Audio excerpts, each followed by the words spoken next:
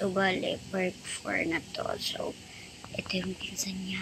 Nilagay niya, yung pinsan niya daw, nilagay yung bag dito.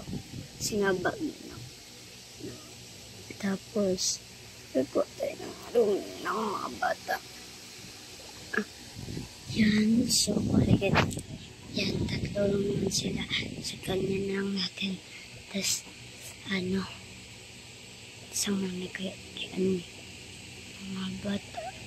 Tapos dito yung nanay nila. Yan, ganyan. Diba? Galing ko. Tapos, yung mga bata, naglabasan na. Naglabasan na siya. So, wala, ito yung paborito niya. Tapos ito yung paborito niya dito. So, natulog niya. Tapos, yung mga bata natulog din kasi mahapon na kasi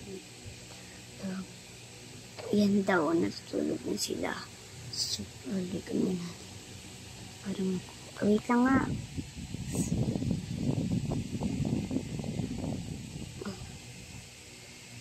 Ay, hindi ko makuha to. So, ialis na lang natin to. Ayan, okay na. Okay na.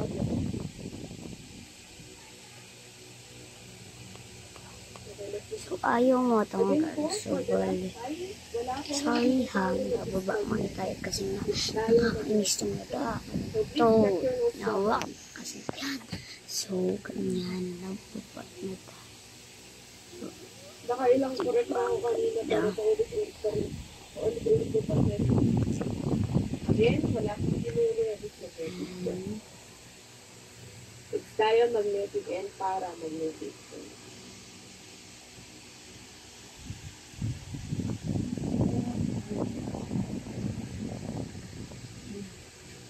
Yan. Iyan. Tapos, kunin natin yung bata. Ayan. Yan. Tapos, patulog na natin yung mga laruan. So, bali ito, naaantok na rin ito.